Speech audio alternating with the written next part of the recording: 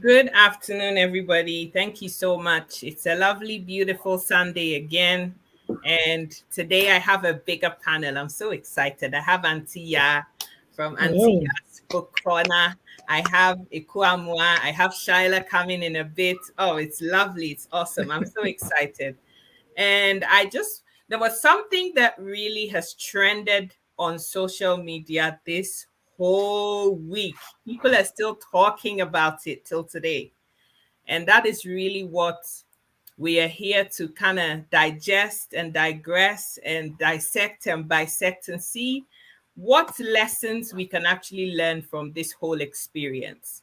The sad thing is that there are a lot of women who are going through similar situations or have gone through similar situations, but the difference is that a lot of us don't have the voice and the confidence to be able to speak our stories and our truths and own them. And so instead of supporting people that are able to do that, what do? We bash them. Antia is smiling, Ikwamwa is smiling. I'm not going to go any further.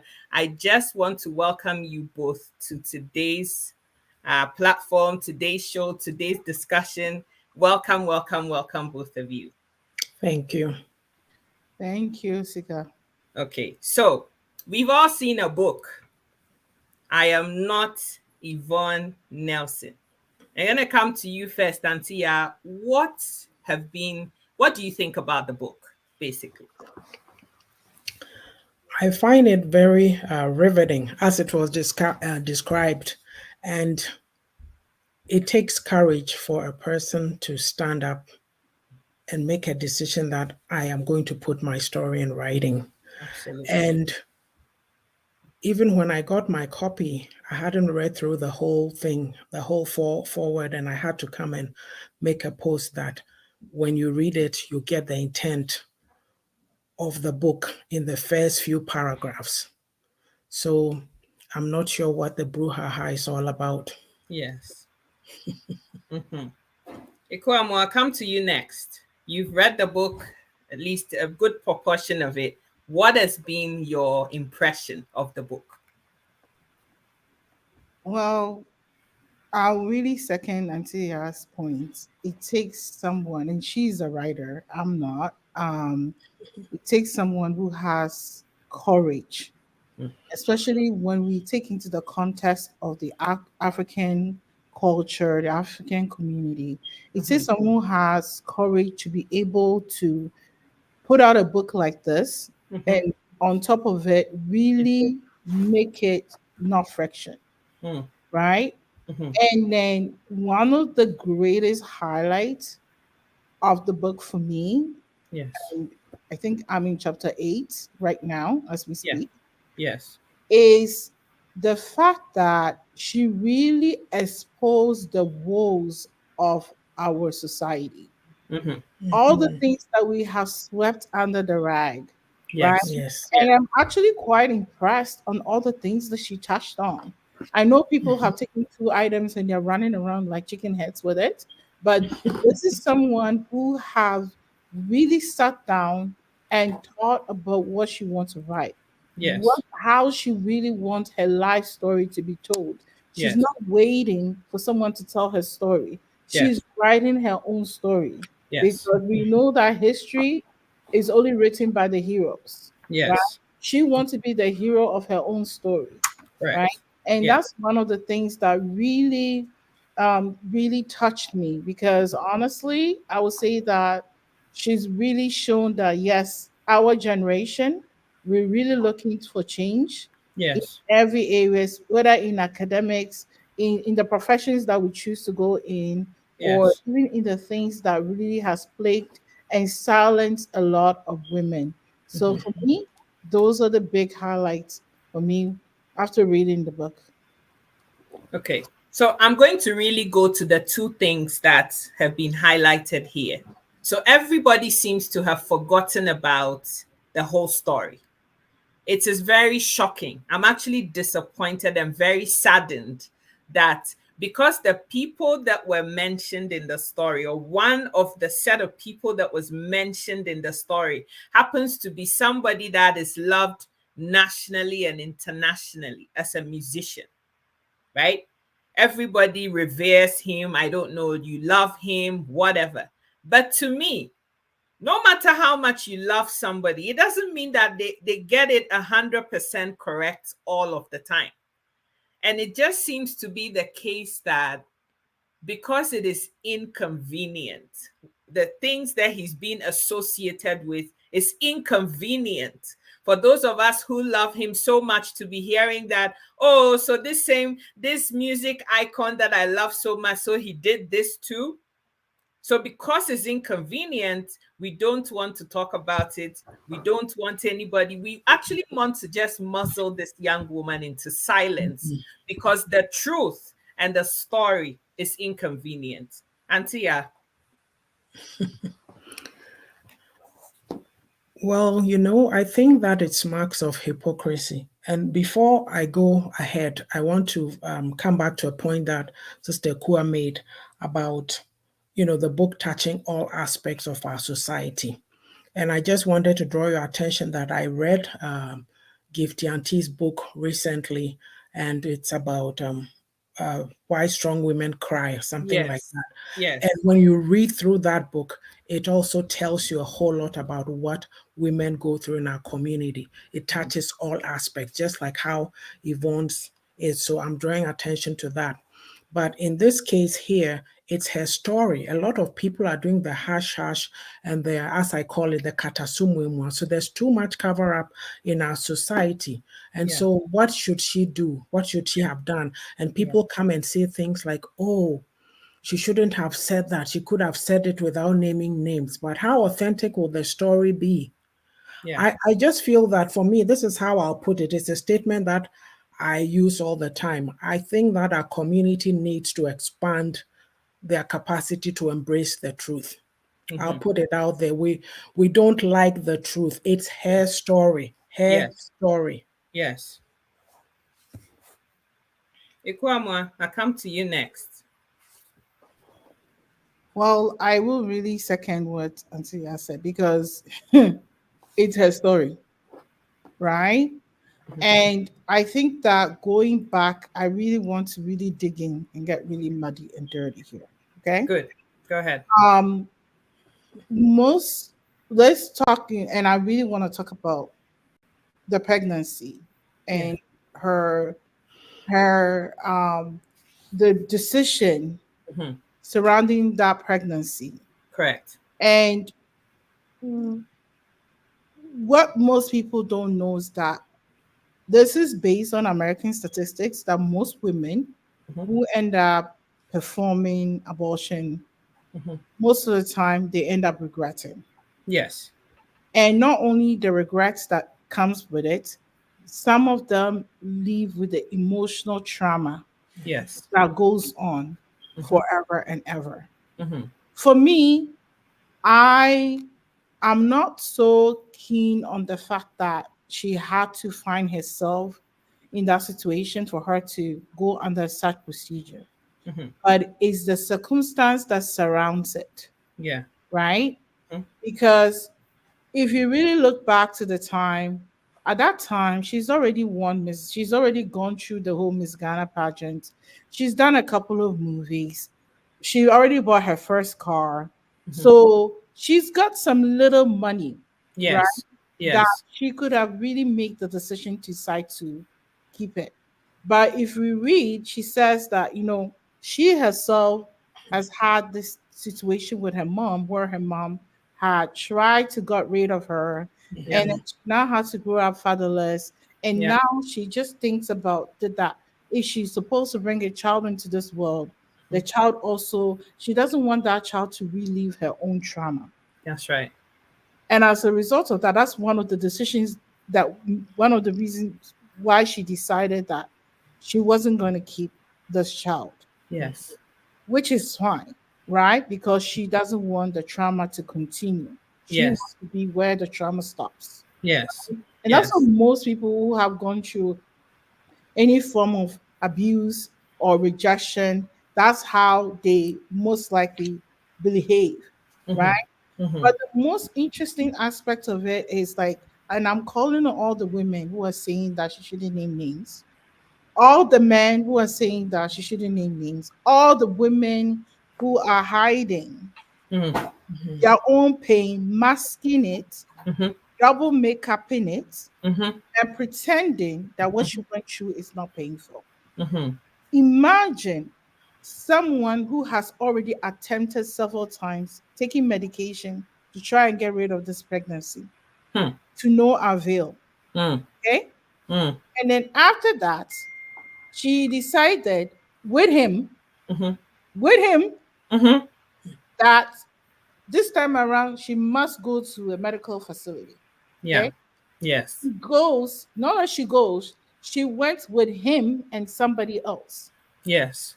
They dropped her at the clinic Yes. and they took off. Yes.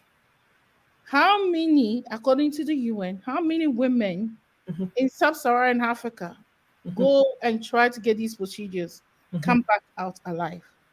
Not many. And if you say that you were a man, me, I believe that somebody say if you say that you believe in the rights of women and you say that you love the women in your life Mhm, and you love your girls that you have mm, given birth to, mm, all those men who are out there calling out Yvonne, the women, if somebody does that to their child, would they be happy?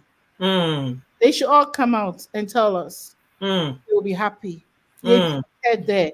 Whether mm, she had made it up back out alive mm. or not, that was of no concern. And Yes. for me, I think that was, when they say the straw that breaks the back of the camel, Yes. that was it for me. Mm, Because it's another thing not to want the child, but it's mhm. another thing that whether it was true friendship Yeah. or whether it was true a one night stand, whatever circumstance it was that that child came, there is also dignity in human life. That's right. There Two is things. dignity in Two human things. Yeah, that's true. Two things that I want to say before I go back to you, Ekoamwa, is that you and I talk a lot. There's a lot of things that I divulge to you. Two things that really hurt. Having been around people with similar experiences to what Yvonne is going through with this whole pregnancy thing. One of them is that I know somebody who had had a bunch of children with a man, and because it was inconvenient to keep having children by the man's family, the man's mother and family, because if there are too many children, then obviously he's not going to be able to financially support them. So she's got a 9-month-old pregnancy, and she's pregnant with her sixth child. And the man's mom says to the son, you better take your daughter to go have a termination because this is becoming too much. How many children do you guys want to have, right? The man takes the wife to a place to have this termination, and the equipment that was used was all soiled with bacteria and all kinds of things. Long story short, a 32-year-old woman died of septicemia and left 5 children behind. Yeah, story number one. Story number two, a married woman had 2 children with her husband.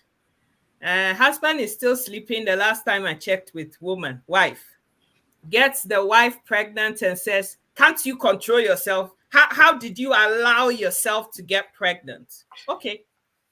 One day, the man laced the wife's drink with something. All the woman knows is 20 minutes after taking whatever the hot drink that the husband had made for her, she started bleeding. And when the man saw the profuseness of the thing that was coming out, what does he do? Picks up the wife, dumps her in front of the hospital, and drives off and never goes back to life. go and. These are people that I know personally. So you can see the venom and the Oh, passion yeah. with which I am speaking. And so I can relate to the place where this young woman's mind was when all of this was happening. Ikuamu, I come back to you. You know what, Sika? These are some of the things that really makes my skin crawl. Mm, The many things that we women we are always sacrificing. Mm. sacrificing a lot. Your womb could have been destroyed. There are a lot of women, who are out there. They are praying, they are married now, they are praying for a child, and they Mm. know that child will never come Mm. because one bobo that told her that, you know what, I'm not ready, and da da da da da, and da da da da, and then you follow you go, Mm. and then now Mm. that womb can no longer hold a child. Mm. Get pregnant, and the child just slips. You get a child, you get pregnant, and the child grows, and the child, you are constantly have to deal with miscarriages. Mm. Some of them cannot even have a child. Mm. The doctors have totally written them off. Mm. And but now Yvonne sharing her own story. Thank God that Yvonne made it alive. Thank God that God was able to bless her with another child. Mm. Assuming that she was not able to do so, Yeah. assuming she had died, assuming that she's had complications and Yes. infections, that all of those possibilities are out there, and Mm-hmm. yet we want to shame her. What about the men? When are we going to call them out and Yeah. say that, you know what, before you endeavor to have a relationship with a woman, you should also think that it comes with the responsibility of possibly her getting pregnant. Mm-hmm. Because even if a woman is on birth control is only 99%. Mhm. Yes. I have family members who have been on birth control and gotten pregnant. Yeah. Yes. In fact, one of my cousins, he came out with the IUD in his hand, right? Yeah. So you cannot put the burden Yeah. of family planning on a woman alone. Yes. And let's not even go into that because even some of this family planning, the side effect that it has on the bodies of these women. Yeah. I remember many years ago, I had a friend, she was from Uganda, and her friend, who was also Ugandan, that time the patch was what was raining. Mm-hmm. She got the patch and then she ended up being paralyzed. Mm-hmm. No. Yes. And see, this is like, I think it was like 05, 06. Oh. Mm. Yes. She ended up being paralyzed because she wants to please a man. Once again, Mm. when do we get them to also be responsible? Mm. And I've heard so many Ghanaian men say nasty things. And I'm like, you know what? The takeoff for me is the fact that he actually sang about this. And Uh, nobody even dare called uh, him out on it. yeah. Mm-hmm. Me, I'm not really into Yasunyum. So me, I don't, that's not my thing. But for me to have heard that song, and I was like, who are calling these men out? Mm-hmm. I'm hearing that there are some men who are trying to shame Yvonne and Mm-hmm. call her out. If you have a wife, I feel sorry for your wife. Mm. You have a daughter, I feel sorry for your daughter because Mm. what kind of exemplary life are you living? A Mm. woman has a right to her body, but her body also needs to be protected and her body also needs to be respected. And so, yeah, I'll leave you for you to comment. I said a lot. Well, with what we're saying, I'm going to look at the women. I always maintain that it's always the other women. They help the men to reinforce the patriarchy. Yes. Anytime something is going on with a woman in the community, you find the one woman sitting in a panel of men lambasting and blasting women. And they don't stop to think that what if it was me or my Mm-hmm. daughter or my cousin or my mother? Yes. You know, look at this girl, look at the pain.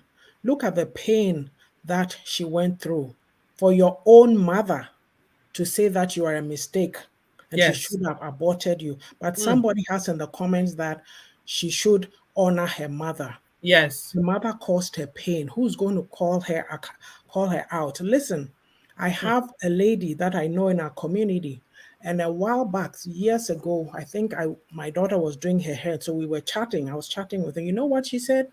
She said she's very careful what she says to her children because our mothers, they spoke to us out of their pain. All of us, all of us. I mean, no matter what a loving relationship that you have with your parents, there's some one time that they said something to you that really hurt you. Correct. And some of us, we're still dealing with some of it. Let's be honest here. This Yes. book, it speaks to a lot of people. It is relatable. Yes. Correct. Very It is relatable. relatable.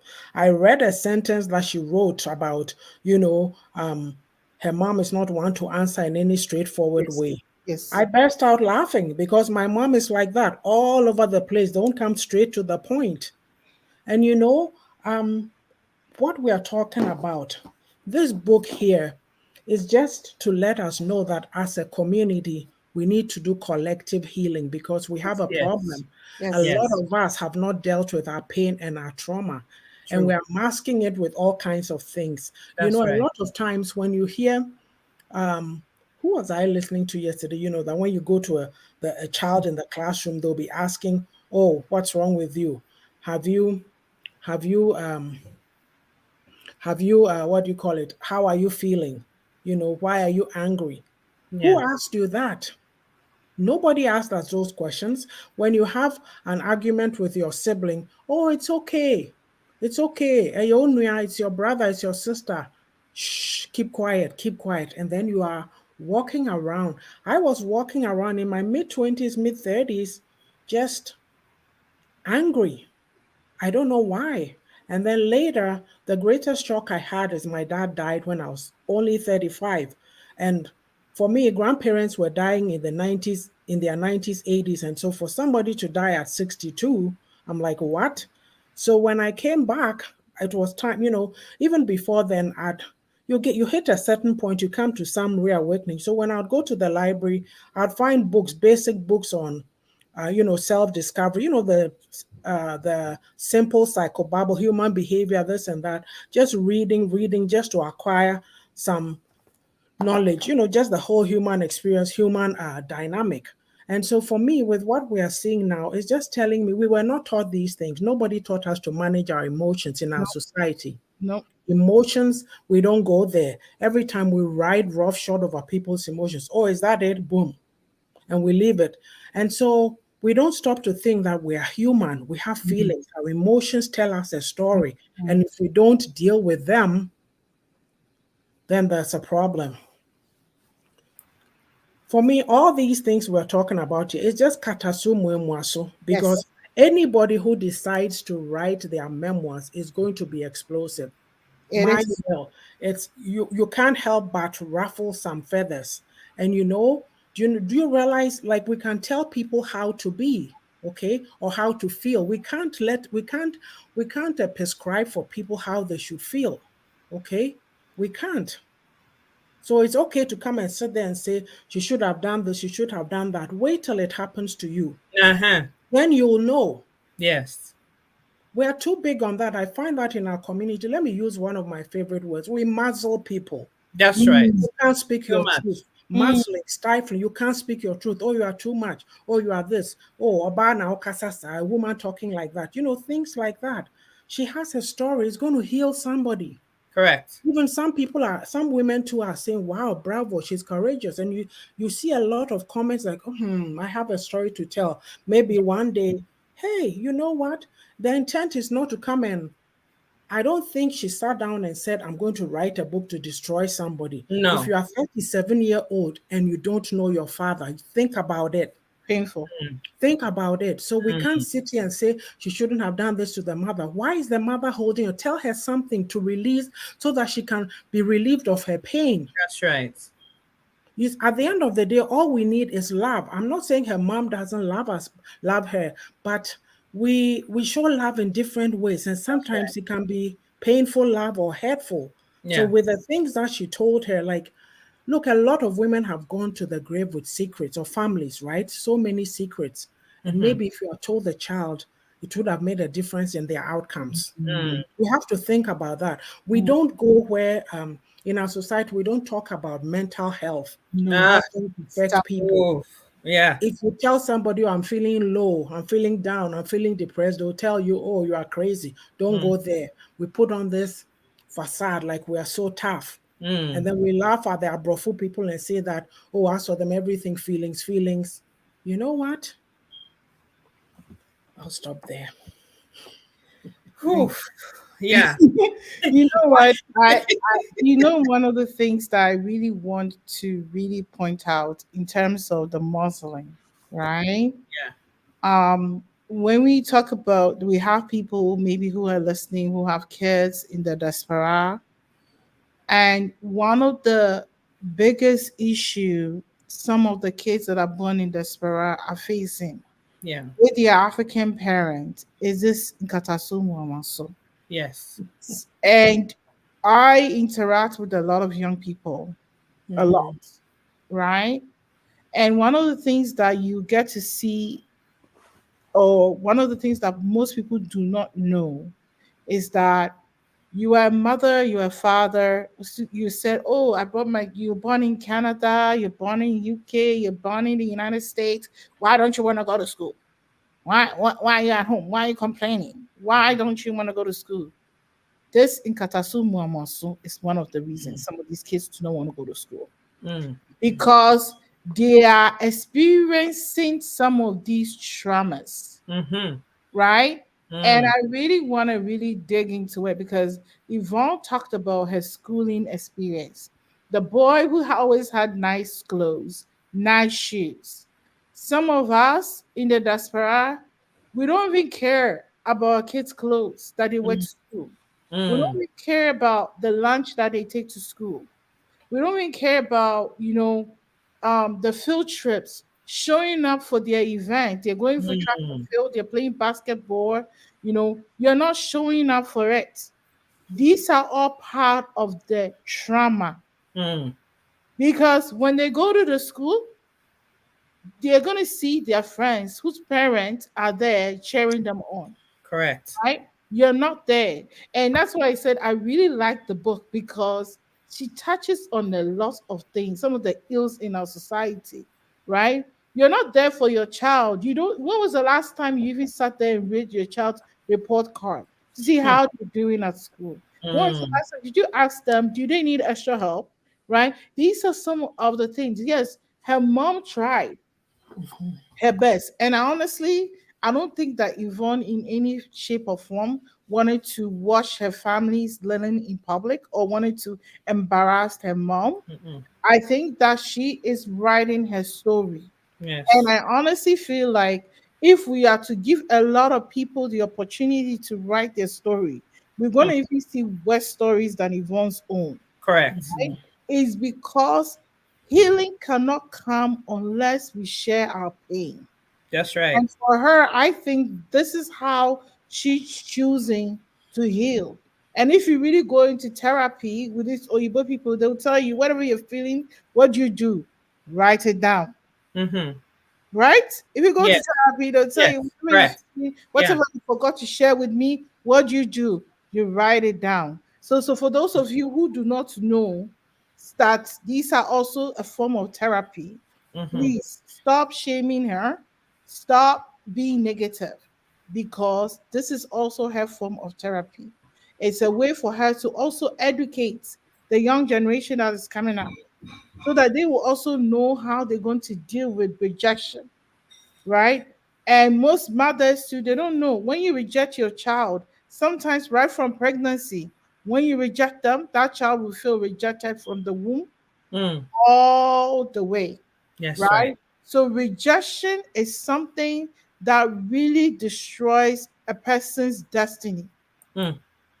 So it's important that we understand the importance of rejection. You are a Mm. father, because you don't like the mother, you start Mm. saying anything to the child, Mm. start secluding the child, isolating the child, making the child feel unwanted.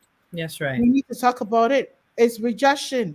It destroys the soul of the child. It makes the child rebellious, right? The child will begin to be rebellious. You want them, then you are saying, "Oh, this child doesn't listen to me," you know, and all these things. It happens, right?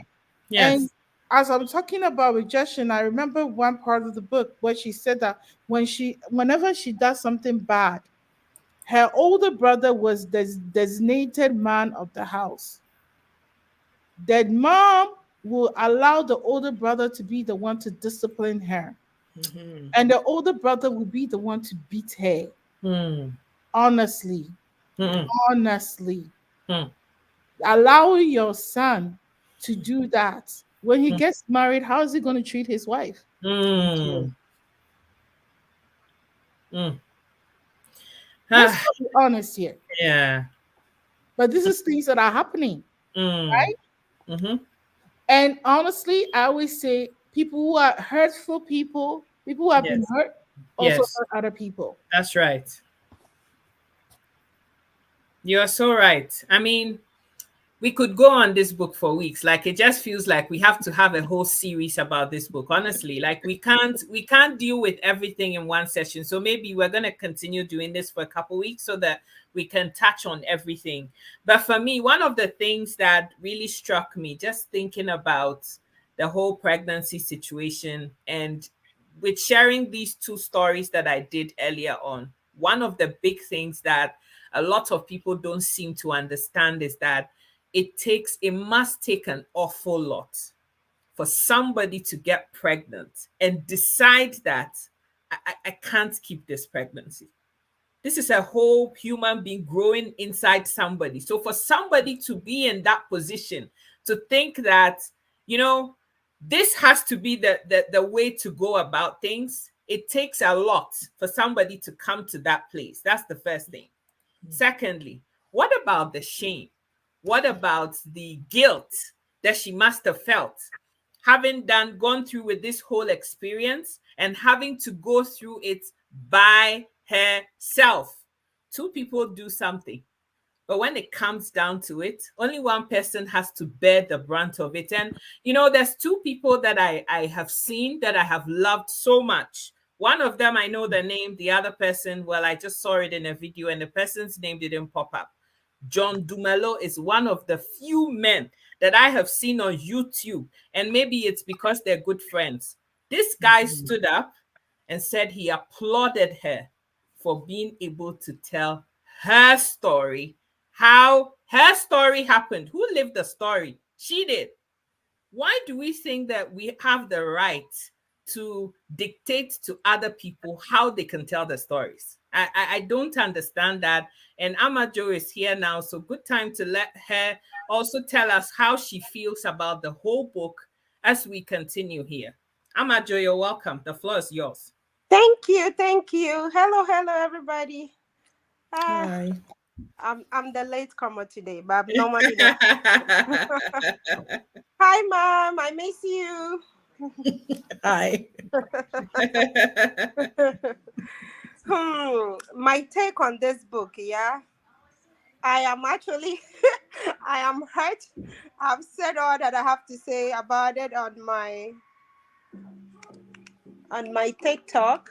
Mm-hmm. But just as I said, because we all have the voice, we all have the phone, Mm-hmm. and are now putting phones in our faces and talking the way it is. Yeah. I was thinking we have come this far, Mm-hmm.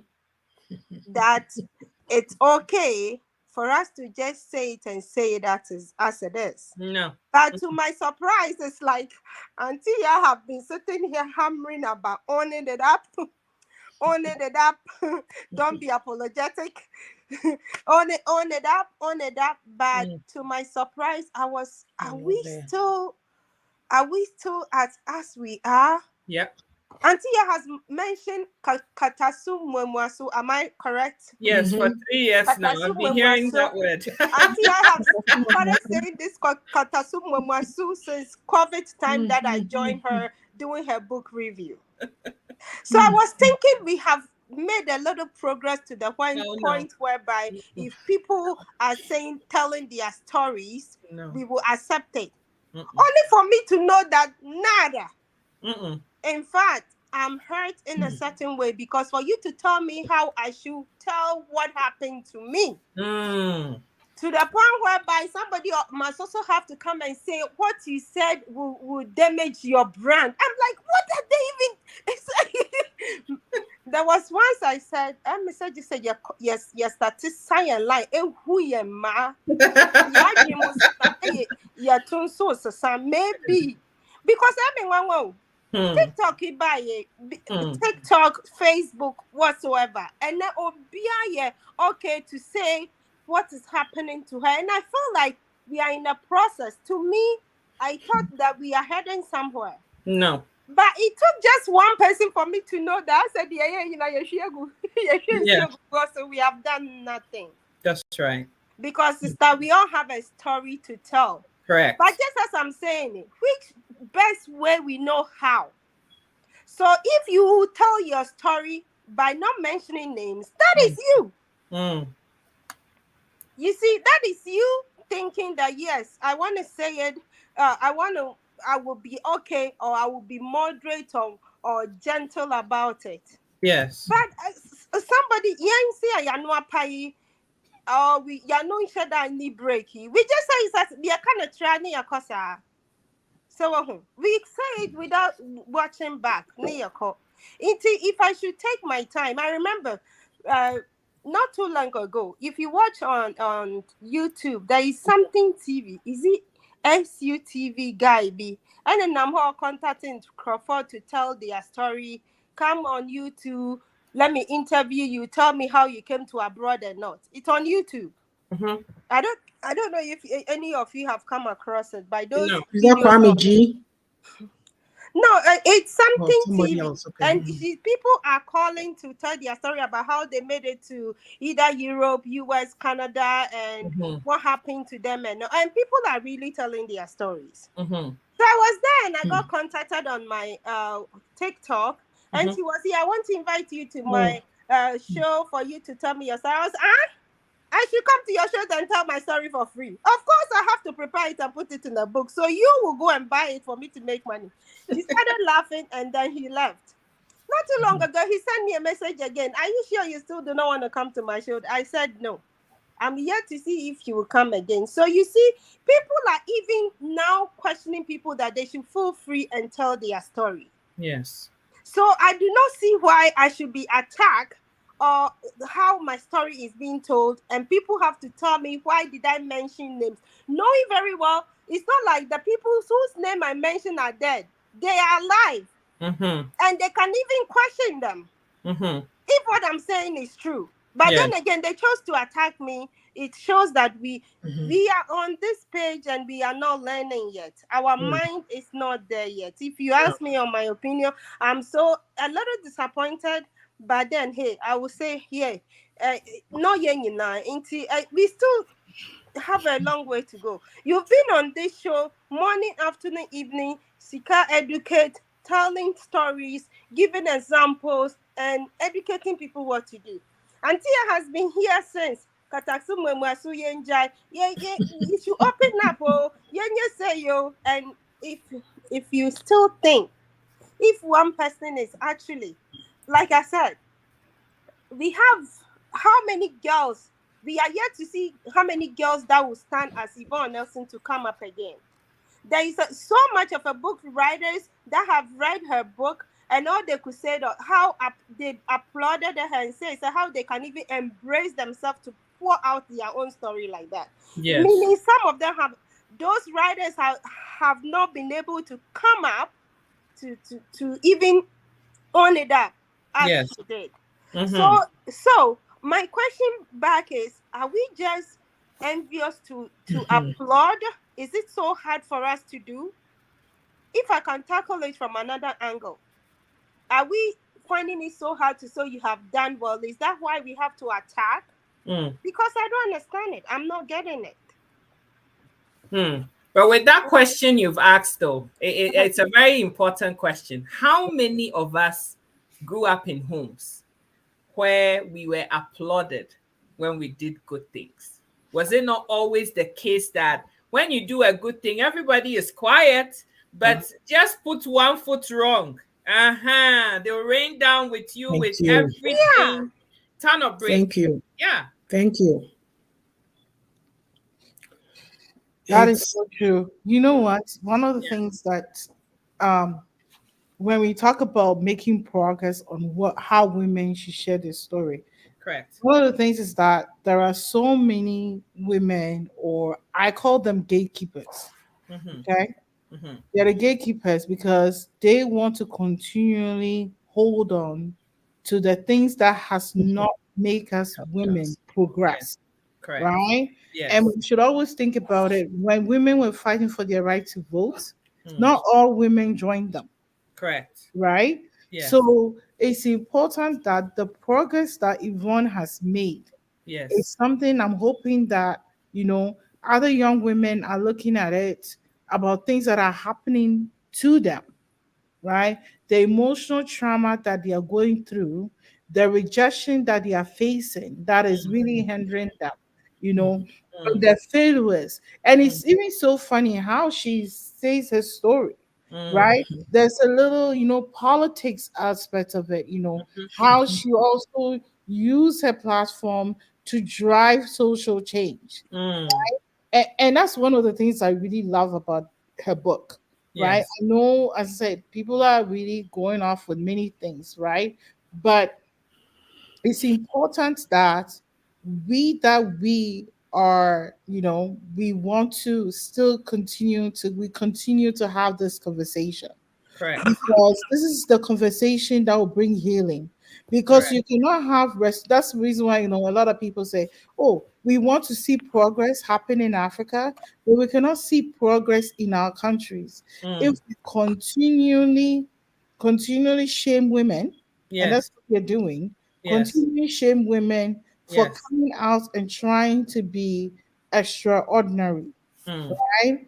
Because some of us wish that we, as women, Mm-hmm. will not be able to do anything tangible or Mm-hmm. anything prominent. And Mm-hmm.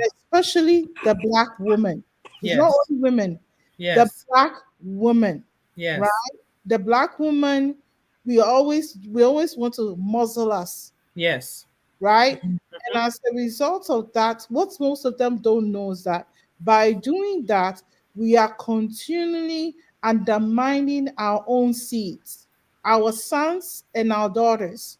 They are Mm. not able to gather up confidence. Because imagine if my child is seeing that I said something and the whole society is against me, do you think that my child will, one day, if my child sees something, they want to say anything? No. No, because they don't want to be like their mom. That Mm-hmm. will not be part of the public square where everybody will want to start and shame them, Correct. right? But Yes. we know that countless women are walking into those clinics with no fault of their own, whether it's their uncle that did that to them, their aunt, their sister's husband, they are doing all of that, and some of them are ending up as, bodies that are being thrown away, Mm-hmm. right? And Mm-hmm. nobody is saying anything Mm. because the people who are doing them are prominent members of society, right? Mm. Mm. We should all be able to tell our story. We Mm. should all be able to tell our story with dignity and respect. It does Correct. not mean we are dishonoring anybody in our lives, or we're No. not dishonoring people in society. Monica Lewinsky told her story. Mm-hmm. Okay? Mm-hmm. Has that Bill Clinton was still president? He was still president. He's Mm-hmm. still known as being president. Just Correct. because you're being called out for what you've done Mm-hmm. does not mean it takes away from who you are. It gives you the ability for you to be able to come out and do a corrective. That's right. There is no correction in the Mm. African society. That's Correct. why we have lights that don't work, roads that don't function, the whole system. We have billions of dollars Mm-hmm. always going to waste. Mm-hmm. Last time I was reading what do you call it, an article in one of my professional journals, and it said that Nigeria has spent $20 billion in the last 20 years on their military, but yet Mm-hmm. Nigerian military cannot even defend themselves from any other African country. Where did that $20 Wow. billion go? Where did it go? Because we are not willing. How many of us even saw that being written? Right? How many of us even knew about this? Mm-hmm. Right? Because we are not allowed to question anything. We are Yes. not allowed to call people out for inadequacy. If you Correct. do, you are you are dishonoring your elders. Yes. Right? Yes. But is that what we see in the Western society? No. Right? No. In the Western society, is that how you see it? No. If your mom's being silly, you can tell her you're being silly. If you guys, if the mayor, like, if the mayor is not functioning, there's going to be an election, and the mayor is going to see the results. That's if right. the president or the prime minister, there's something they call no confidence votes. Mm-hmm. In Africa, we are not allowed to have no confidence votes. No. The culture has creeped into the society. The society is rotten, and nobody's allowed to question, or if you do it, you're being dishonorable. Mm-hmm. Please, if we all say that we've come to the diaspora, or we say that we have been educated or we've been exposed, let us question ourselves. Do we have the right to tell our story? Mm-hmm. And do we have the right to call out inadequacy? Yes. And when do we allow people to be accountable and people to be corrected for things that they have done that is wrong? Right? Nobody is above reproach. Nobody. Nobody. Not me, not you, not the president. Nobody is above reproach. Thank you so much. Now, before I continue here, I just saw a comment about some people saying that they didn't understand what our sister Amajo said because she was mixing Twi with English, and they want to hear your Queen's English. Sister Amajo, we want to hear your English. Anyway. But I said a whole lot. It was just a few I mixed with our language. They didn't want to miss any of what you said in if they are curious enough, they should visit Ghana. No, Amajo, I think that they are trying to say that let's carry it out in English so they don't miss so that everybody can understand everything of what you're saying. Okay. Anyway, so going on though, Auntie, I'm going to come back to you here, and it's all to do with this part about the parent, the mom. Because it's also a lot of narrative, and you can see it even in the commentary we have right now as we're doing this live video, is that a lot of people are expressing the fact that she shouldn't have called her mom out. She could have still shared her story. She's washing the family's dirty linen in public, yada yada. I want Auntie to comment, because we would say that we are much younger than you are. Yeah. You could put yourself in Yvonne's mother's place and understand things from where she is at. We really want to hear what you have to say about that. Okay. You know something, Sika? I grew up in that kind of era, like this kind of thing of, family secrets, don't talk, don't do this, right? Since then, okay, I decided to own it. And now I am my unapologetic self. By that, I mean that we grew up with certain values, okay? And some were good, some were not so good. When you grow up as an adult, it's up to you to unpack it. Like I came to live in the diaspora, so I threw away those not so good values from Ghana. I kept the good ones, and I kept the good ones from my environment, and that's how I live my life. So with what we are saying now, I'm somebody, personally, I believe in being transparent. None of this hiding, cover up, telling lies to people, doing this fake living. I'm not saying I'm perfect, but I'm saying that as a human being, you owe it to yourself to have some integrity. So it's, I grew up with that. Little kids should be seen and not heard. I got this audio, and I hadn't started listening to it. I started listening last night. I think it's called The Power of Emotions or something. It's by Judy Dyer. And the sentence that she said in there, I started laughing because I use it all the time. She goes, if you were raised in an environment where kids should be seen and not heard, I'm like, that was me. You don't talk. You don't have an opinion. Keep quiet. Be careful. The adult is talking. The adult is always right. Up till now, they still want to carry that on. And so it's very difficult to, you have to put your boundaries firmly in place and say, no, this is what I mean. This is what I need from you. Can you respect it? Because we are very pushy about controlling. Yeah. To your parents, it doesn't matter how old you are. They still think you are. And, on myself, I'm conflicted because right now I have young adults. They have opinions and they tell me, and I need to listen to it. And then I grew up in a different era where my mom still thinks she has to tell me what to do. I'm like, no, no, no, we're not doing that. We're not. So we have to, when you say these things to people, seem to think that I hear these on platforms. Oh, well, those people from abroad, you take those values. Look, if we keep saying that, we won't grow. You take the good aspects of any culture and use it to better your life. We are not in the Stone Ages, so we should stop this so much of, our culture, our culture.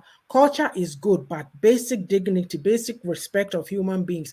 A person has a right to tell their story. They have a right to feel what they are feeling. So we shouldn't be having these situations where people put comments out and they get insults. We have to learn that concept of learning to learn to agree to disagree, or whatever the statement is.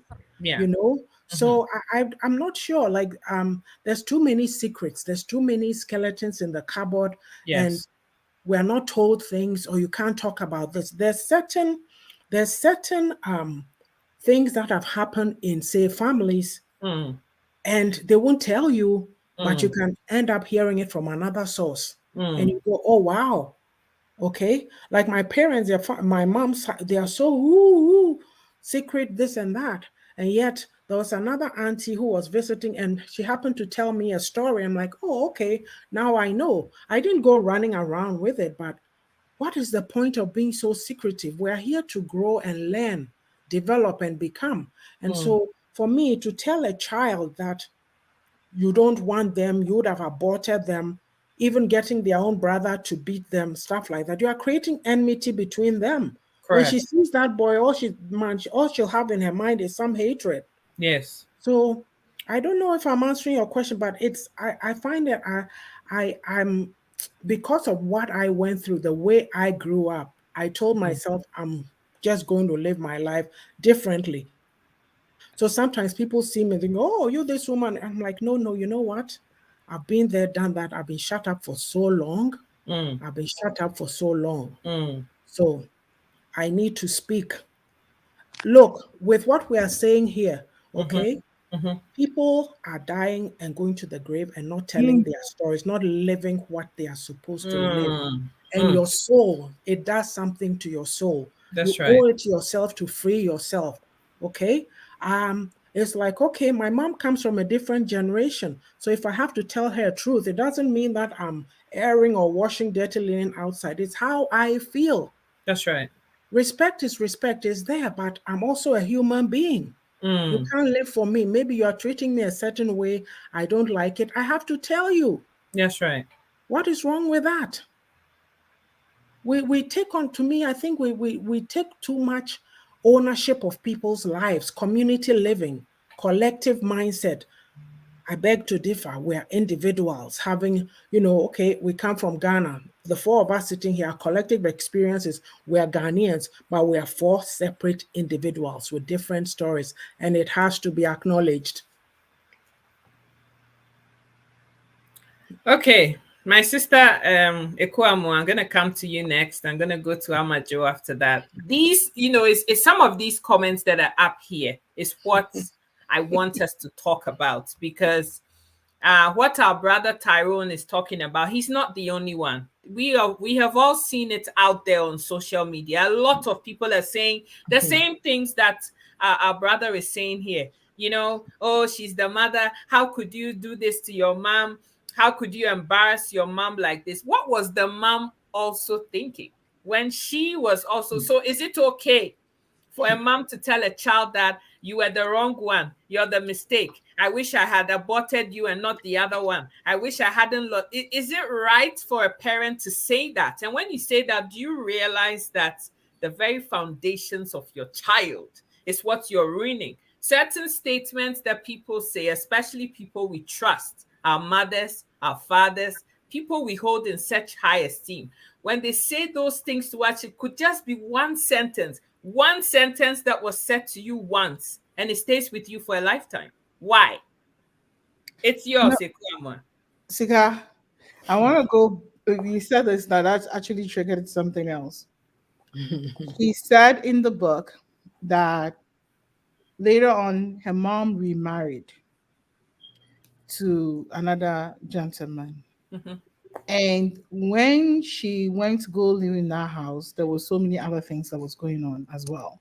Mhm. But the thing that she said that stood out in relating to what Tyrone just said is that they were calling her Abadanoma.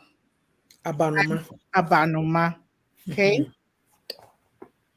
So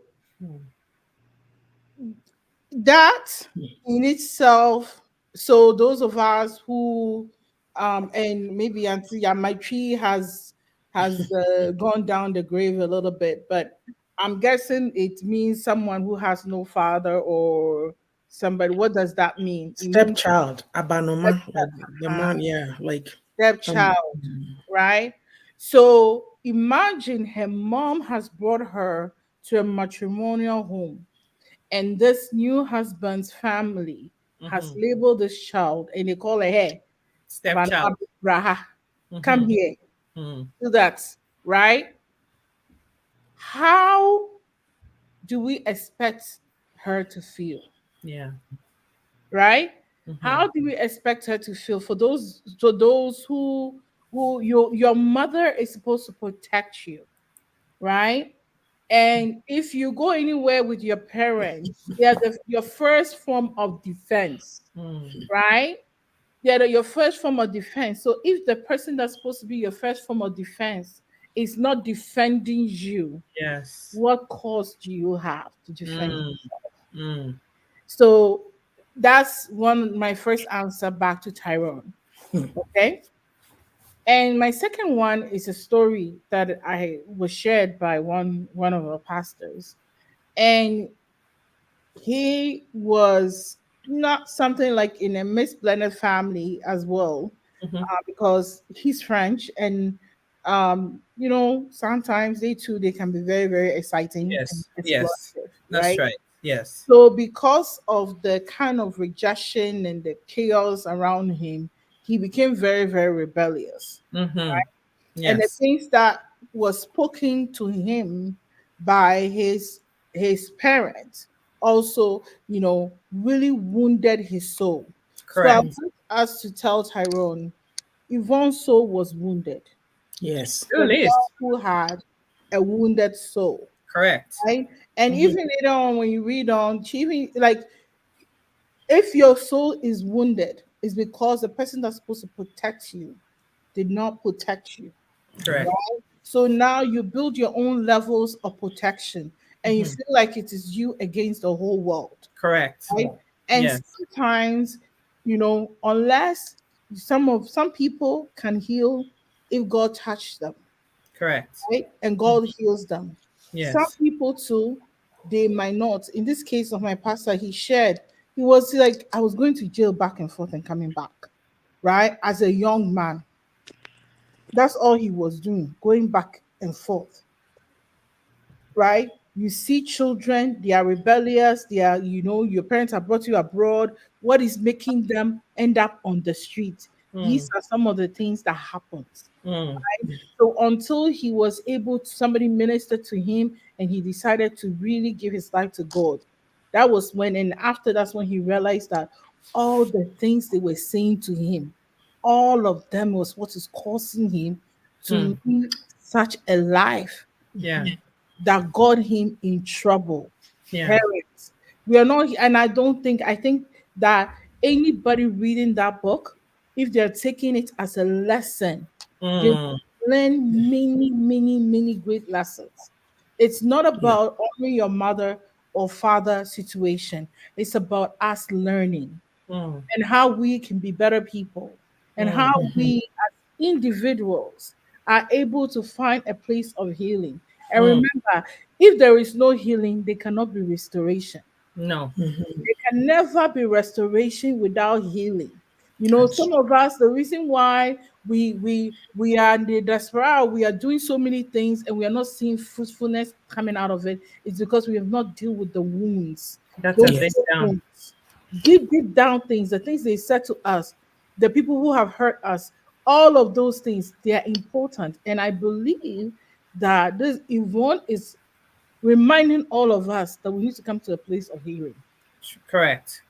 Okay, our sister Amajo, we come back to you here. So all this commentary about respecting parents, you shouldn't air dirty linen in public. What is your 2 cents? I will start by making an example. Okay. Mm-hmm. When I was married some years back, Mm-hmm. I visited back home, and very early at dawn, you see how if we really want to talk to someone, you wake up at dawn and go to the person to talk, like Yes. those style. Yeah. Yes. Very much at dawn, I heard my door knock, and it was my sister-in-law knocking, and I was kind of surprised. What is it? What does it want like that? Mm-hmm. And me without my break, Adam into my nana. I'm sorry, people. I just have to speak my language. Amadio, but say it in English, please. English so that people can Explain it, yeah. understand what you said. Yeah. So I was like, "Won't you let me sleep? What is it?"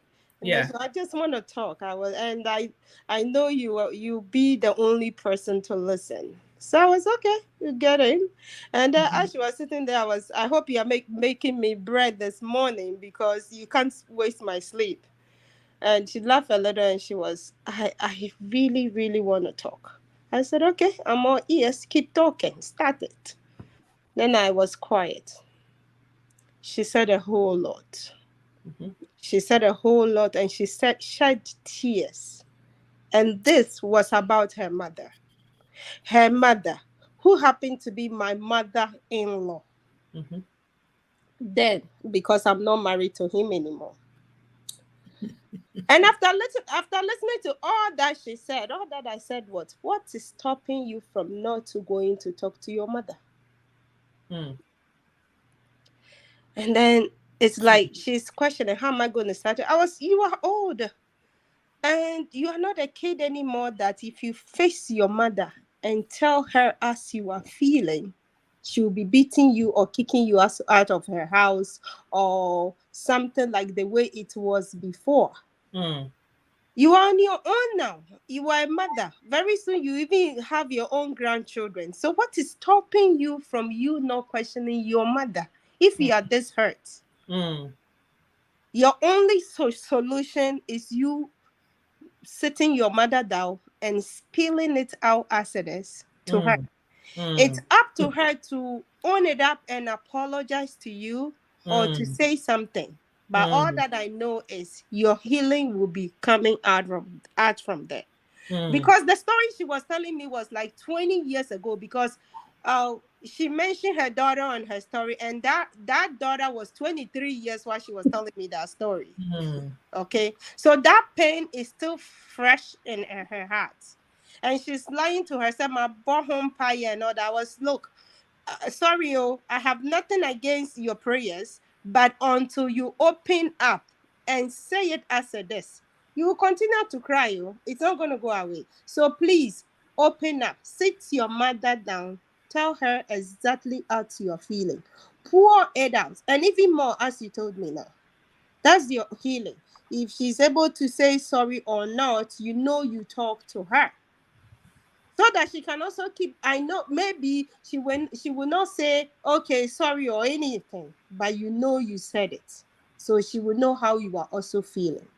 Can you try and do that? That was what I told her. After some months later, when I came back, she called, we were talking, and I intentionally asked, so how was it when you talked to your mom? She said, just as I said, she was not ready to open up or anything, but she could see the changes in her and the regrets. So that is how it is. Why can't we be open? So you see, they're telling me now that if my sister-in-law now should come out and write a book and mention her mother and say this, we should attack them. Why did you mention your mother's name? A lot of Ghanaian women are heading, and most of them have so much question to tell their mothers, but they are quiet. Yvonne open up on hers instead of her to applaud her and push others for them to go and ask questions. what would they do? They are attacking her. So you see, everybody, well, if my dad is alive, I'll still have a lot of question to ask, because she was gone and I ended up finding my brother. So of course I would have questioned him too. Amajo, we find them when they are gone.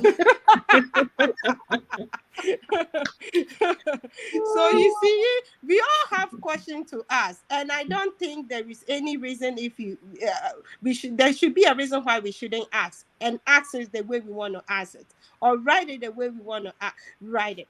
If they are, this is the moment we ask them, and this is it will be a turning point, it will be a changing point, because this is the only reason why you will stand there and tell yourself, yes, I did ask her, and this is what she said. And that will be an example for somebody that, hey, let me also watch out so that my children will not come back and write about me or say things about me. That's how it should be. I met another friend of mine when I started my first school in Canada. And her pain, she was all over the place. And her pain was how her brother couldn't make it to Canada. Why? Because her brother's DNA did not match them. And she happened to be the big sister who raised her little brother before coming. Her little brother was like her child. So when her little brother couldn't make it to Canada, Christina's life was tormented. I am sure wherever she is now, whether she made it to bring her sister before she is free. And it was through her I got to know that, oh, they can even do a DNA for you to know that somebody doesn't belong to their parent. So yes, why can't we question our parents, and why can't we talk about them? If I did not question my mom and talk about her and how I was treated or certain things about her, who should I go and talk to? Whose story should I put in a book? Who should I question in my book? So why should I be attacked? The question, that is the question. So, oh, I'm so sorry. If it is not my mother who has done something, and I have to say, who should I say, ma'am? Whose mom should I go and question, ma'am? You can come in. Thank you. Sika, I just want to come in with what Amajo just said, just to come at it from a different angle. I totally relate to what she's saying. It's good that you advised your sister-in-law to speak to the mother and she had a good outcome. But let's remember this. This is a culture in which the adult is always right. How dare you get the courage or the nerve to go ask questions? You see, so this is the behavior we have, right? The timidity that we have in the system. So you can't bring anything up. We've been cowered into submission. And I'm sorry, I have to put it out there. Some mothers are tyrants, controlling, manipulative. So how do you, they won't even listen. They will not even listen. So you have to come to the place or the realization that, okay, am I going to let this status quo of keep quiet? So it's your mother, it's this, that. And meanwhile, it's sitting on you. Meanwhile, maybe you have a condition in your body that is bothering you because of all these feelings that you are stifling and inside you. Kanawu, speak up. You have to speak up. You owe it to yourself. You see, you are not living life for anybody. I always make this analogy that you are breathing on your own, okay? Even if, say, you needed oxygen and you have a spouse, they are not going to hook you up to him. They'll give you your own oxygen tank. So till we come to the realization that, okay, we live in a society, there's certain rules of, societal norms we have to follow, and so don't go hurting people unnecessarily and all that, but you owe it to yourself to live your life. Correct. And nobody can do it for you, and nobody should come and control you and put these rules in place. A lot of people are afraid to speak up. Oh, I can't do this. What will the society say? Oh, they'll think this. Oh, they'll think that. So it's because of fear, Amajo, that a lot of people are not doing this work. And so, of course, the envy and the jealousy in the system. How dare you be able to speak your mind like that? Look, there's a lady on TikTok. I'm so sorry. She's an older lady. When she got up to speak, somebody did a duet with her. Some younger person will say, hey, mommy, keep quiet over there. You know what she said? Sohori. Sohori is a giraffe. So because I'm a tall girl, so when you say those things, I'm like, hello? Is that what you could say to Yvonne? You've been oppressed. You've been suppressed. And here's somebody who's now finally flying free as a bird. And this is what you can say to her. You see, this is what I say. Sometimes we want to be like people. We want to do what they are doing instead of going to them quietly or figuring out a way to tap into what they are doing. Would rather squish them, and it doesn't help us. Thank And you so much. that is so true, Antia. Because honestly, a lot of people always wonder why we are not progressing. It's because we always are quick to put out the light of others. And we are always quick to kill creativity, right? Mhm. Creativity, because they are not creative enough to put their dreams in the book. Mm, That will live on forever. mm, So because of that, they are too busy. They want to kill creativity. So if you're a woman, you're listening to us, all four strong women, we are telling you, tell your story. Okay? Your story can prevent someone from ending their life. yes. Your story can save a woman who is in a situation such as DV, who, Yes. because they've been told that, shh, you don't tell anybody, you must do this, they're going to learn and their life will be saved. Correct. Your courage will save some women who think that because they've carried a child for a man of prominence, a man of known who is out there, they should go and sacrifice their life and go to one corner hospital and go and do unnecessary things. Mm, Okay. Because Yvonne has shared her story. So that girl can also have a feet to stand on. mm. This story, as I said, we would go on and on about it. And as I said, I think we need to come back next week. We would have all read more about the story, hopefully. And then we really want to delve into the mental health side of things for Mm. all the people that have been mentioned in this book, not just Yvonne.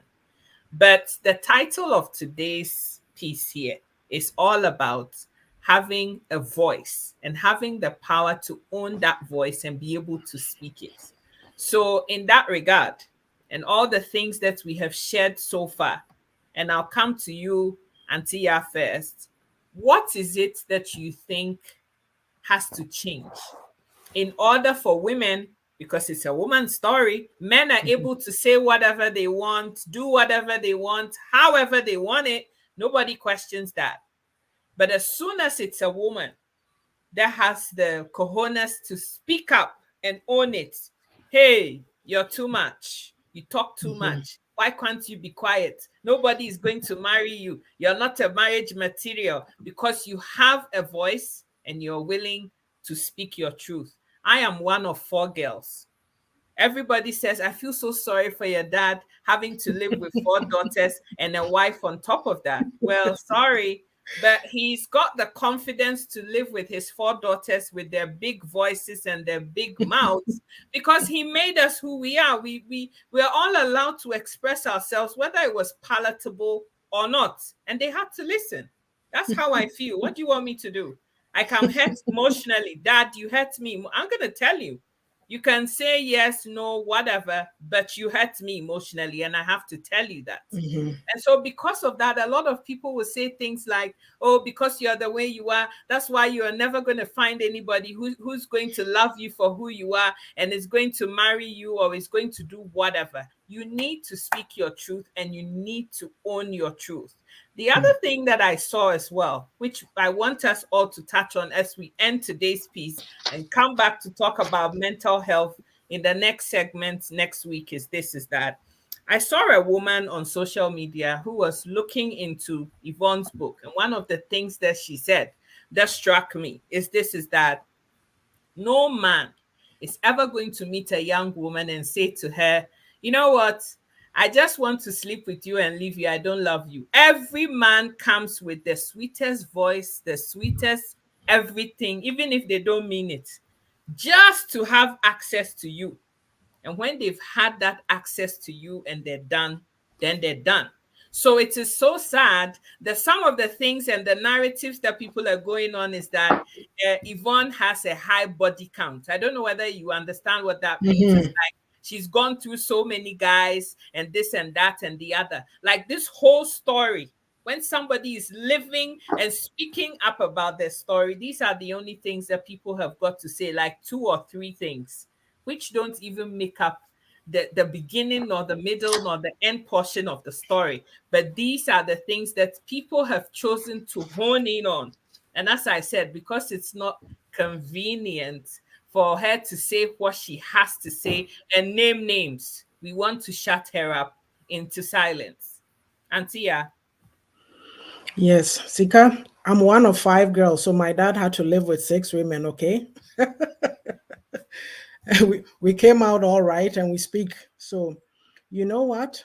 I'm going to tell you something that I saw yesterday. There was this young lady doing a video, I think on TikTok, and she was thanking Nanama McBrown because she said when she started on social media, I don't know if it's IG or whatever, Nanama McBrown would always come and make comments and this and that. So she was thanking her. Do you know the comment that I put there? I said, this is so beautiful. This is the first time I'm seeing a Ghanaian woman, like saying thanks to another Ghanaian woman for saying something good, because we tend to just put each other down. And we're not realizing that in order to tumble the patriarchy, women need to come together. So that is the point to start from. But we have another disease in our community, the envy, the jealousy, the backbiting. So if we try to grow ourselves, open ourselves up, even a simple thing like, okay, when people do things, I feel envious, but maybe next time I see Ama Joe in that nice, peach shirt of hers, I should just open my mouth and say, oh, Ama Joe, you look nice today. Next time I'll see Sika, oh, Sika, I love your hair. Next time I see Sister Ku, I'll go, oh, gee, your lipstick is so nice. Little things that you can learn. We need to be about empowering each other, not putting each other down. We are not getting ahead as a society, and we are not seeing it. I mean, it's an individual thing, but some of these things we were not taught. Who taught us about conflict management or emotional intelligence, right? But you as the individual, you need to, you see, you are not in life to fulfill some of these prescribed roles in society. If you're a woman or a man, were you put here to come and marry and that's it? As an example, there's something that you are here to do and you have to find that purpose. So you need to grow. So it's very disturbing when you hear some of these discussions. Oh, a woman is this, a woman is that. If you're in abroad, don't bring a woman. We need to level up. We need to level up. This is a great learning tool. It's a lot. For myself, even when she talked about failing one of those pageants, I said to myself, oh, with what she's written, the lack of self-confidence, what is happening with her? Then I went to the next page or so, and it was there. She said something about self-doubt, and I said, that's it right there, because she could have easily done it. But when you don't have confidence in yourself based on what you've been taught, you've been told, based on how you've been treated, it's very difficult to know anything else. Yeah. And so we need to do better. What else did you say we should touch on? So the first thing was about this bit that you're talking about, and also the title of the whole video was to do with we having a voice and being able to speak it without, Okay, so for myself, the voice part, we are so fearful of speaking up. When you tell a woman especially, speak up. Oh, hey, I don't want problems. I don't want people to come and insult me. We're so, even the confidence even to come out and speak is a problem. Why don't you stand in front of your mirror every morning, say a sentence to yourself, smile, do whatever. Next time you increase it to 2. Little tips, right? Or watch people speaking and see how, get some techniques, get some tips. These days, building confidence or growing does not mean going to sit in school for 7 years. There's all kinds of resources, tools out there. We need to empower ourselves. When you see people and they are so afraid to offer opinions, it's so sad to watch. Who are you afraid of? Are they paying your bills? Are they paying your kids' school fees? Are they breathing for you? get a hold of yourself. You have to own yourself. Like, my parents raised me, they have these values, but hey, this is my life now. I'm different. Okay. Mm-hmm. I treat my young adults different because they won't even allow you to come and be telling them what to do. Yes. They listen to advice, but hey, you know what? We're in a different dimension now. Things have changed. Yes. What do you want to control anybody for? They know you are here. If they need you, they come to you for advice. So there's, oops, sorry, I had a lot of noise in my background. That's okay. There's a lot of the confidence aspect is not, we're not taught. If I'm to ask any of us here, did you learn anything about confidence in the classroom? No. Did anybody teach you that? No. Yeah. We're not taught to own ourselves. Even when you are confident, they say you are too proud, you are arrogant. And so it's all be humble, be humble. There's a place for humility, don't get me wrong, but own yourself. Please own yourself. So speaking up, be honest with yourself. Always speak up. Like, I didn't have to, but I'm saying, yeah, people say she's too known. As soon as I read the first page, I wasn't even through the first page, and I said, I need to make my voice heard.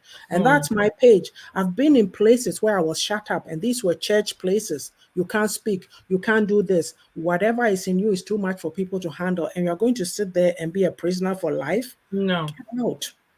Get out, find your voice. It doesn't mean going to insult people, it doesn't mean going to be rude, but dialoguing in a very productive way, allowing people to have their opinions. They may not be the same as yours, but you might learn something from their insights. Correct. And then, of course, they'll also learn from you. We have to come to that place. This is 2023, for goodness sake. Like, it's too bad, right?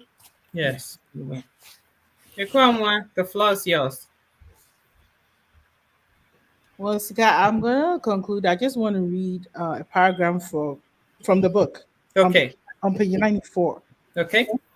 He said, I've encountered many young women who have gone through this with varied stories of pain and degree of regrets. I've also heard stories about others whose situations and reason for going the painful and dangerous route were not different from mine. Some have not been as lucky as I have. They either lost their lives or the ability to have children again. Like me, they are often pushed by the financial burden of mothering a child alone, the emotional and psychological unpreparedness or the unwillingness of society to accept children born out of wedlock. And apart from everything else, my mother, a prominent member of the Methodist Church, would have ostracized me had she known about my pregnancy at that time. Looking back, however, I still believe I acted foolishly. Could have lost my life. That's right. My body could have been imperiled with.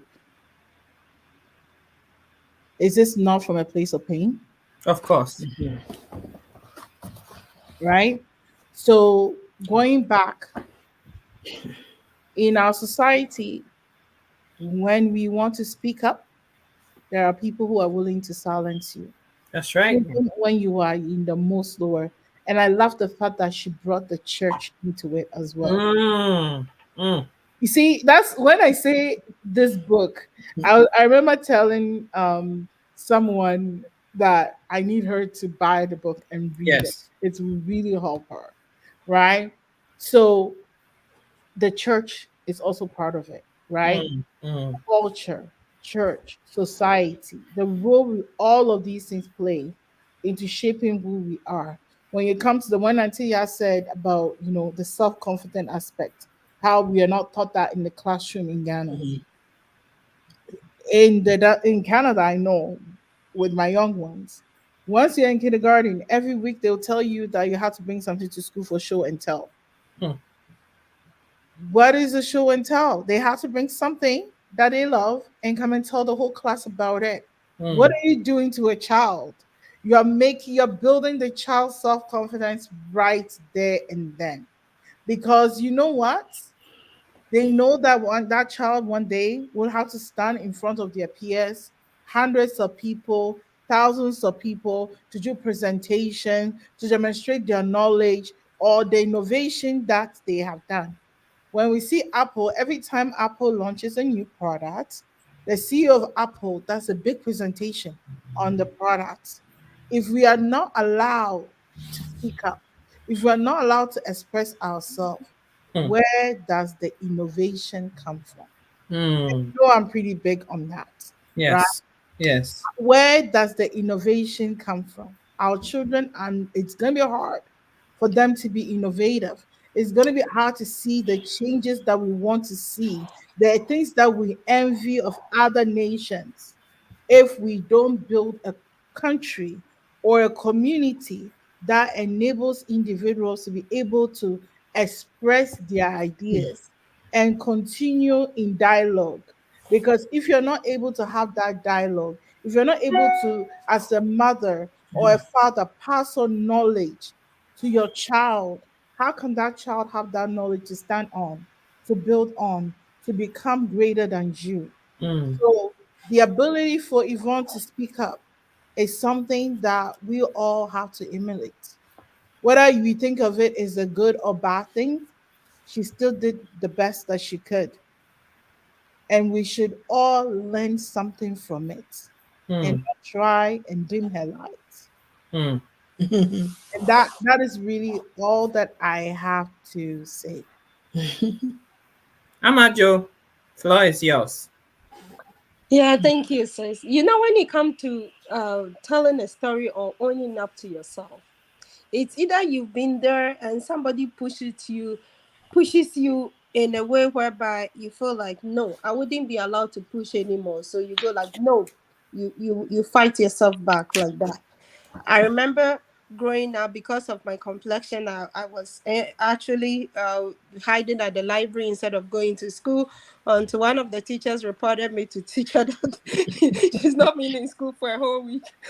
I got up in the morning, my dad after, hey, where are you going today? Go to, no, you haven't been to school in a week. Now tell me what your problem is.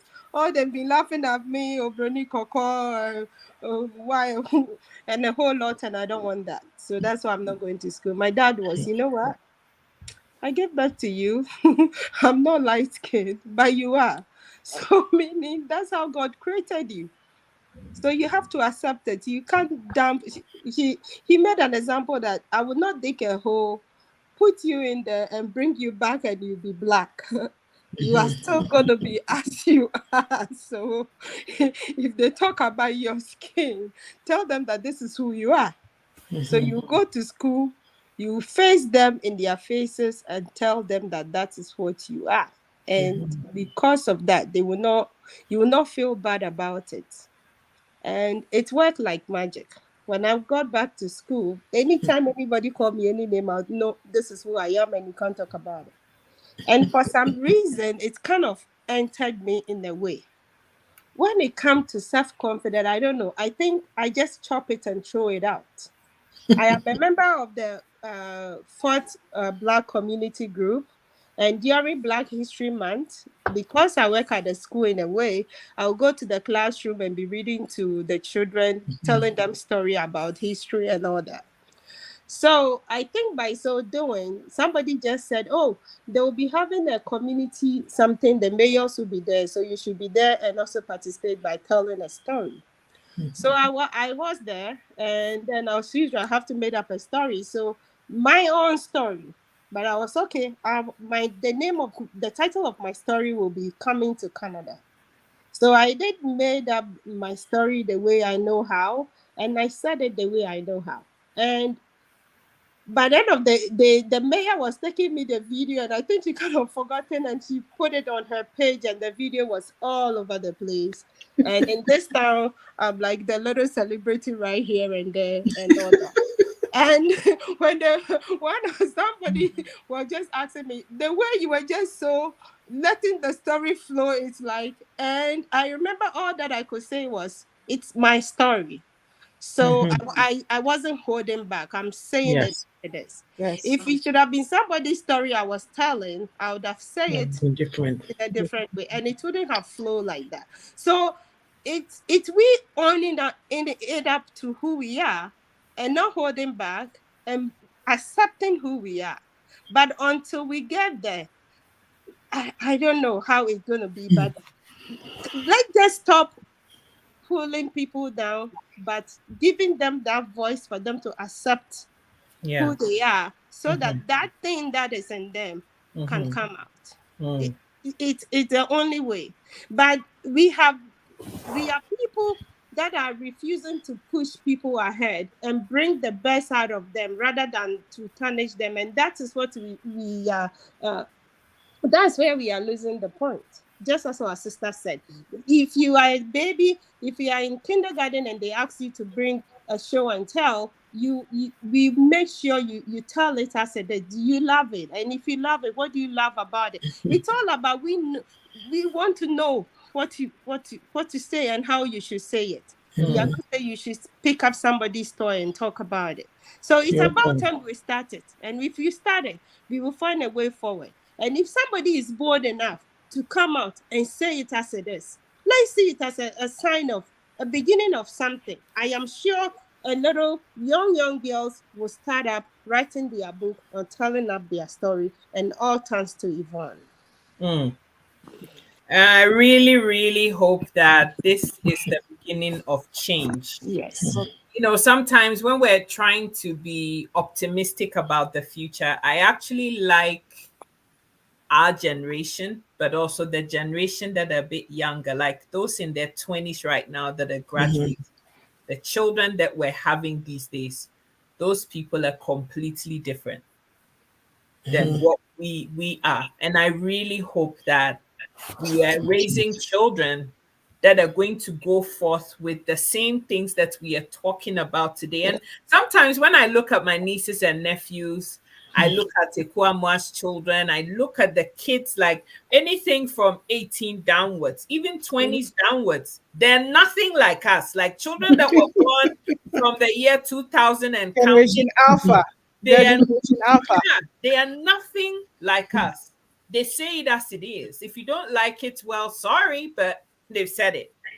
And I really, really am encouraged to see things like that because we are great people. We do. Yes, we love, we whatever, but these negative aspects of our culture and the way we've been raised, the way we've been brought up, things like you go for an interview, and if the person who is interviewing you cannot have the confidence in what you're saying because you're looking them eyeball to eyeball, that is already something that's going to go negatively against you because to them, they can't trust you.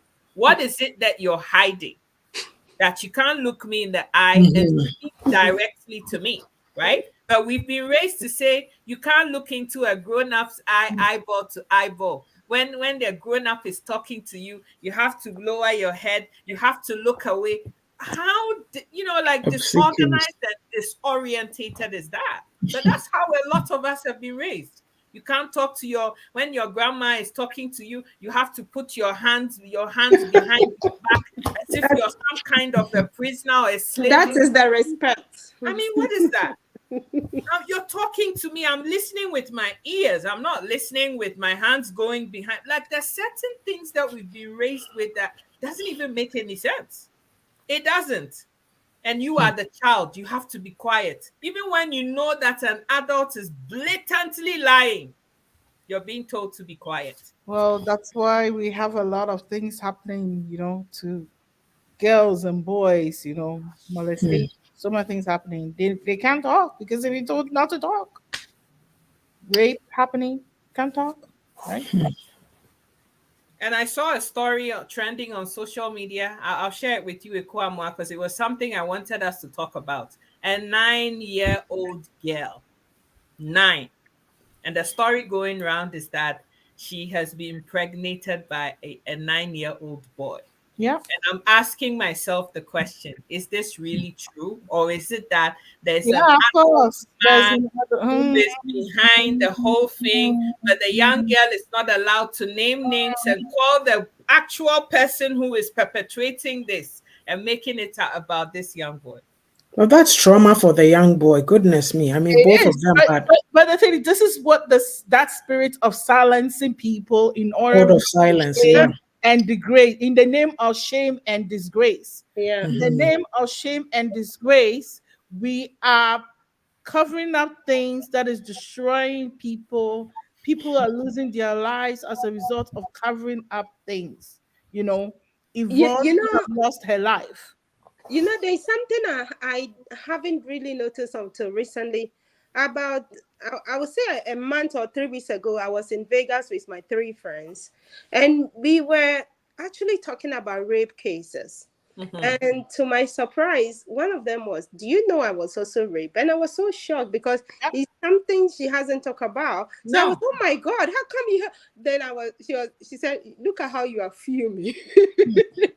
This thing happened years back, and then you are fuming about it." And I realized that my fuming was not just that there are things we haven't really paid attention to. So one of my other friend was saying, "You see, let me tell you, if you come across most of our men and then you are talking about rape, or you ask them about if they know anybody that is a rapist, they will say no. But then again, if you come among our women, it's like if you are 10, it's either 5 out of that 10 have been raped one way or the other. Yeah. But our men are still in denying that they don't rape. So who is raping them? Mhm. It's something we spend about 2 hours still talking about until I realize that there is a lot we are not talking about. Huh? Oh yeah. It's So swept much under we're the not talking, carpet. Uh-huh. so Mhm. so much we're not talking about. Yeah. Yeah. Yeah. So in this case, if I'm a victim and I pick up a pen and write about who raped me, they will Mhm. say I have tarnished my brand, or I Yeah. will not get somebody to marry simply because Yes. Because Yes. yes. I Yes. think that the lies has done more harm to us than good. Yeah. And it's about time we start facing reality and speaking the truth rather Mhm. than lying to ourselves that it's not everything. I heard a whole lot of prominent people that I so respect and admire. They are the people that came out saying a whole lot of things. It's not everything you say. I was like, really? So Because Mhm. they are perpetrators. which one should I Mhm. keep and which one should I not keep? Yeah. They So you themselves see, are perpetrators. They themselves Yes. are perpetrators. Trust me. the lies You, is too you much. should I wish always I could know. just get Mhm. in them and Yeah. slap it out of them. But then, No. hey, it's about time we face reality and face the truth rather Mm. than covering it up Mm, because the Mhm. harm is too much. yeah. Yeah. It's too much. And Antonia, I don't know if you noticed that she actually self-published. Oh, she Mm. did. Good for Hmm. her. Mhm. Yeah. She Good Yeah, for self and her. she signed too. yeah, she Good. self-published. Yeah. I'm like, Good. good for her. She Yeah. really know she's really prepared. She really She prepared was her really mind prepared and Yes. I for admire her this. Yes. for I'm that. like, she Yes. self-published. She really Yeah. did a Yes. good job. She Good really for her. knew that Good Very, to very do. much good for her. yes, and that was even one of the main reasons why I went on Amazon and bought the book. Mm. Yeah. Because I'm Look at like, the You this reviews. is see, a lot of money. one thing though, before we go, sisters, watch this part. If Yvonne happened to be a guy who came out and said, I have all changed, I have found a good way, and this is my story, the entire world would have embraced it. And said, Mhm. yeah, nobody will question, oh, why did you rape this person? Why did you do this? But we are Mhm. rather said, oh, God has touched her, yummy, listen, what they said about this Yeah. stigma about women. Simply Yeah. because we're a woman in my cry, Kebi, and I just don't get it.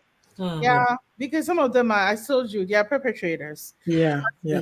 There are a lot Sister. of men who are perpetrators in our society, who Mhm. are enablers, right? Yes. And just Yes. like Auntie Ya said, "Kataso, Mhm. muamuaso," Yeah. All So right. they yes, cover up a lot of things that are everything. covering up. And Mhm. it's not, for me, I think about stuff in terms of value and in terms of money and all those things, right? It is not helping us as women. It is not helping our children. It is No. not helping. There is really no point Yeah. of you to continue to cover up all of these bad things that men in prominent society are doing, especially to little girls, leading them to places that they shouldn't go. And you know what? There are so much things, because when I started reading this book, I started digging. And I'm one of those people that I love Twitter, and I went on Twitter, and there was so much stuff that I found, and I'm just looking. I said, women, we need help, Yeah. especially Black women. Yes. We Yes. need help. We need help if we really want to be better than what we see ourselves. And That if we wanna- encouragement must come. yes, and if we, Encouragement come. yes, Support must come. yes, Admiration must come. yes, Encouragement. Yeah. Encouragement. Yeah. Over and over. This is what we have to do. We have to see the brighter side of it, not to talk down about it. Yeah. That is the way forward. I have one last comment, Sika. Yes. What I want to say too is that this is my observation in the diaspora, that if somebody's gone through something, whether trauma, whatever it is, they become an advocate. I That's right. remember before I started publishing my books, I'll just be writing and posting into groups. So there was this Christian women's group that I was part of, and this lady showed her book. And so she had been trafficked. So she wrote this book on human trafficking from, a Christian perspective. I didn't read the book, but I saw it. And I said to myself, if this was in our community, they would have called her Ashao, Oh, yes, and called her names. There Mm, was a lady also who lived here in Edmonton, I think, I don't remember, maybe early 2000s, right? Barb Tabok. She became an advocate because of smoking. She got cancer, right? And so she used to go to the schools, the junior highs especially, and talk to the young people. Yeah. About a month ago or so, there was an update or something, and I saw her daughter. When she died, her daughter was very young, but she must be in her mid-20s or something. So that's how it goes. Like, we need to learn the concept of advocacy, that, when something happens, somebody has an experience, there's others who could benefit from it. With this book, if a survey was to be done maybe by December, you'd hear about the number of people that it has impacted. Yet you see men writing, oh, this book will come and haunt her 10 years from now. Can you No, it will imagine? not. She's done what she has to do. Women started it. Women started talking about it. It was women that started saying, hey, I know her, I know the boy's mom, and she would never have So what? accepted it. They started it. It's women. So that is why those that are supporting women will come up and speak more. So they will know they wouldn't have a voice again. I will support every little thing, anything that is saying anything, so that we will be more. That's how it is. And until you have to come back and this Akatasumuma, so I've realized that you're not saying it anymore. And maybe that is you have to start coming in back. yeah, come back and hammer it, Akatasumuma. So we have to hammer it and hammer it and hammer it all over again. I've seen enough of it in my time. It's not over. God says it's over. Yeah. So Yeah. we have to, yes. We will get there for sure. We will get see there. the light. Lies will not win anymore. So women have the power, own your voice, speak your truth without fear, without anybody trying to muzzle you, without anybody trying to quieten you up, because it is inconvenient. Yes. It is shameful. It is embarrassing to name names. It's your story. Own your story. Tell your story. However way you're going to tell it, tell it. And if it gives you any relief and it heals your soul, hey, that's all that matters. And I really hope that there are a lot of people who have the confidence to be able to do this. Yes. I don't know whether all three of us have last words to say. We're really going. Last words, Antia. Oh, I just started laughing in my head because I said, Sika, you've given me a new title. I have to search Amazon if it's not there already. An Inconvenient Truth. Yeah. Yeah. Inconvenient. Yes. Yeah. Antia, anything else you wanted to say? We're going. We just need to be ourselves. If you're a woman and you've reached a certain stage of life, you have to know that there's something you need to be impacting the next generation with. Let's stop helping the patriarchy to maintain that status quo. We need to grow. Yes. For society to grow, it depends on men and women. Okay. Mhm. James Kwejo Agri, he said, when you educate a man, blah, blah, blah, but when you educate a woman, you It's educate the a nation. nation. So we need to stop putting women in boxes. Oh, this is what we expect of you, and that's it. The script, as I call it, we are programmed. This is what you are supposed to do: cook, clean, and whatever. What else is there? Mm. There's got to be more. So we have to find the more. Mm. Ekwama, last word. Last word. Am I on? So Yes. Yes. myself. Hold on, I want to go touch something. Well, speaking of advocacy, I just want to use this opportunity to let everybody know that I believe in the creativity and innovation of the next generation Correct. of our children. And I was, is it okay? Oh yeah, go ahead. Go ahead. I am planning to have an event. I'm having an event actually on July 22nd here in Calgary. Mhm. And the main goal of the event is promote science, engineering, mathematics in the Black community. So if you're listening to us and you live in Calgary, I'll be putting the link to the tickets, then you can purchase a ticket and please come and support. If you don't live in Calgary and you just want to chip in something to help support this course, because it's very, very, I'm very passionate about it. Especially our young men and our young ladies. I want all of them to be very creative and think of them as innovators and think of them as people who can actually create something. So you can also chip in and you can send something by PayPal. Nothing is too small, even if it's $5. It's not small. So it can still make a difference. It can help us continue to spread the word. Okay. Because all of these things are part of the ways that we can stop some of these things that's happening in our society and get people to really build up their confidence. So that's the last word that I have. Thank Sorry, you. Sika, I forgot Yes. myself. Let me chip in before my Joe comes in.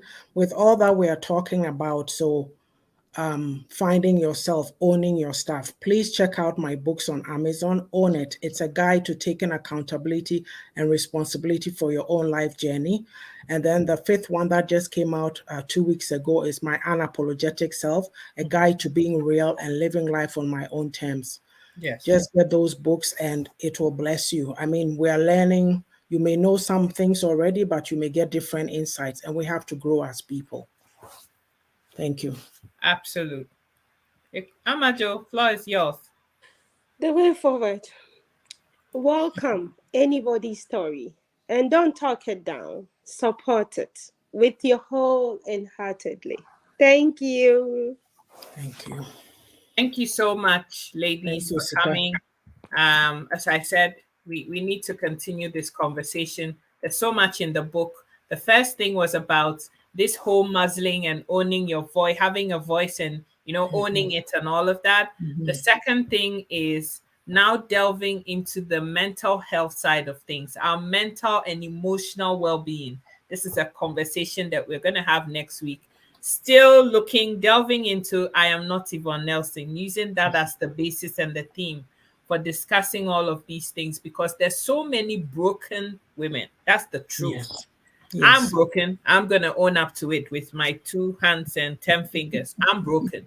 We're all Okay. broken. Yeah, we're all broken.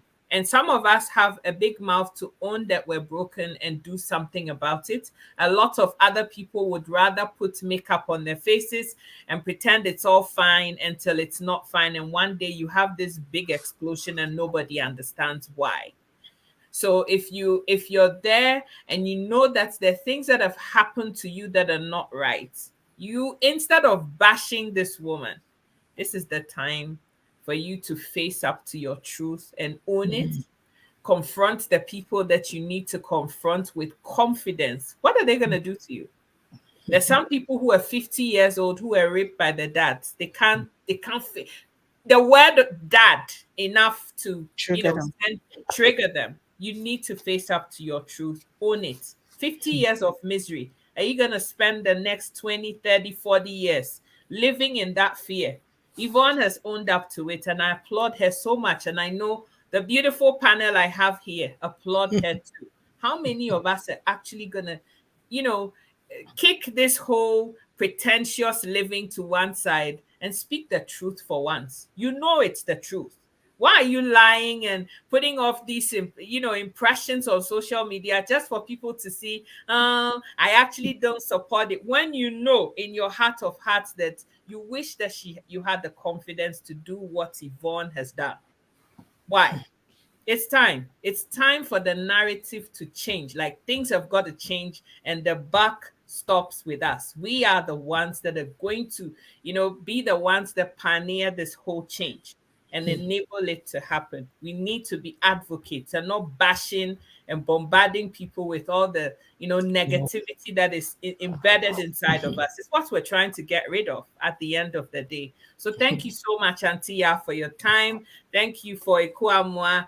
Please support her event on the 22nd of July. Nothing is too small. I'm going to be there. I'm going to be the first person that's coming. I'm going to be. You too.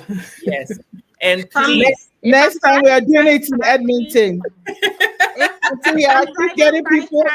I will pass by. You should pass by. Yes. Next time we're going to do I have a wedding that day. Oh. No, don't worry. Next year we'll do it in Edmonton. I've been getting people contacting me from Edmonton. Are you running any workshops there? So don't worry, Auntie. We'll soon find you an assignment. Brilliant. Well, I'm not waiting till next year to see that one. So she better do something about it. Bye, ladies. Oh, thank you, ladies. Bye. Have a great week. Thank you. Thank you so Bye-bye. much. Thank you for everything. Take care. Bye. Bye-bye, Auntie.